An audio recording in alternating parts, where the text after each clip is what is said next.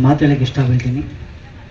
ಏನೋ ಆ ಮಾತಂದರೆ ನನ್ನ ಸಂಘಟನೆಗೆ ನಾನು ಚಿಕ್ಕ ಹುಡುಗ ಆಗಿದ್ರು ನನಗೊಂದು ಕನ್ನಡ ಸಂಘಟನೆ ಕಟ್ಟಬೇಕಂದ್ರೆ ನನಗೆ ತುಂಬ ಒಂದು ಗುರಿ ಇದೆ. ನನಗೆ ಆ ಗುರಿಗೆ ಒಂದ್ಸತಿ ನಾನು ಹೋಗ್ಬಿಟ್ಟು ನಮ್ಮ ಅಣ್ಣ ಹತ್ರ ಒಂದು ಮಾತು ಹೇಳಿ, ಅಣ್ಣ ನಾನು ಕನ್ನಡ ಪರ ಸಂಘಟನೆಗಾಗಿ ಹೋರಾಟ ಮಾಡಬೇಕು ಅಂತ.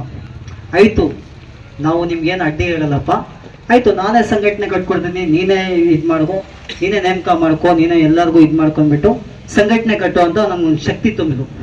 ಅದೇ ಶಕ್ತಿಯಾಗಿ ನಾನು ಈಗ ಸಂಘಟನೆ ಕಟ್ಕೊಂಡು ಹೋಗ್ತಾ ಇದ್ದೀನಿ. ಆದರೂ ನನಗೆ ಏಜ್ 21. ನಾನು ಹಲವಾರು ಹೋರಾಟಗಳನ್ನು ಮಾಡಿದ್ದೀನಿ.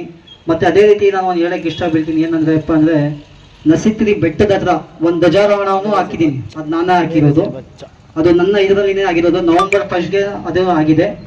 ಮತ್ತು ಇದೇ ಥರ ನಾನು ಒಂದು ಯುವಕರಲ್ಲಿ ಒಂದು ಮನವಿ ಮಾಡ್ತೀನಿ, ಏನಂದರೆ ಎಲ್ಲ ಯುವಕರೇ ಇರಬೇಕು. ಸಂಘಟನೆ ಕಟ್ಟಬೇಕಂದ್ರೆ, ಕನ್ನಡ ಪರ ಸಂಘಟನೆ ಕಟ್ಟಬೇಕಂದ್ರೆ ಎಲ್ಲ ಯುವಕರಿದ್ದರೆ ನಮಗೂ ಸ್ವಲ್ಪ ಒಳ್ಳೆಯದಾಗುತ್ತೆ. ಗಡಿ ಭಾಗ ಆಗಿರೋದ್ರಿಂದ ನನ್ನ ನವಾಜ್ಗೆ ಒಂದು ಮಾತು ಹೇಳಿ, ನಾನು ಒಂದು 3 ದಿವಸ ಮುಂಚೆ ನಾನು ನವಾಜ್ ಮಾತಾಡಿದೆ. ನವಾಜ್ ನಮ್ಮ ಸಂಘಟನೆ ಬಾಪ, ಆಯಿತು ನಾನು ಬಂದುಬಿಟ್ಟು ನಿಮ್ಗೆ ಏನು ಬೇಕೋ ನಾನು ಇದು ಮಾಡ್ತೀನಿ ಅಂತ ನಮ್ಮ ನವಾಜ್ ಒಂದು ಮಾತು ಹೇಳಿದ್ರು.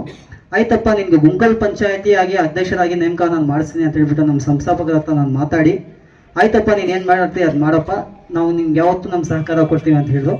ಹಂಗಾಗಿ ನಾನು ಇದೇ ಗಡಿ ಭಾಗ ಆಗಿರೋದ್ರಿಂದ, ಬೈಪಲ್ಲಿ ಗಡಿ ಭಾಗ ಆಗಿರೋದ್ರಿಂದ ಇಲ್ಲೇ ನಾನು ಸಂಘಟನೆ ಉದ್ಘಾಟನೆ ಮಾಡಿಬಿಟ್ಟು ಇಲ್ಲಿ ಒಂದು ನೇಮ ಪತ್ರಿಕೆ ಒಂದು ಇದು ಮಾಡೋಣ ಅಂತ ಹೇಳ್ಬಿಟ್ಟು ನಾನು ಇಲ್ಲಿ ನವಾಜ್ಗೆ ಇದು ಮಾಡ್ತಾ ಇದ್ದೀನಿ. ಮತ್ತು ಅದೇ ಥರ ಮುಬಾರಕ್ ಅವ್ರಿಗೂ ನಾನು ಮಾತಾಡಿದ್ನು. ಮುಬಾರಕ್ ನವಾಜ್ ಇಬ್ಬರು ಸೇರ್ಕೊಂಡ್ಬಿಟ್ಟು ಇಲ್ಲಿ ಒಂದು ಕಾರ್ಯಕ್ರಮ ಯೋಜನೆ ಮಾಡಿದ್ದಾರೆ.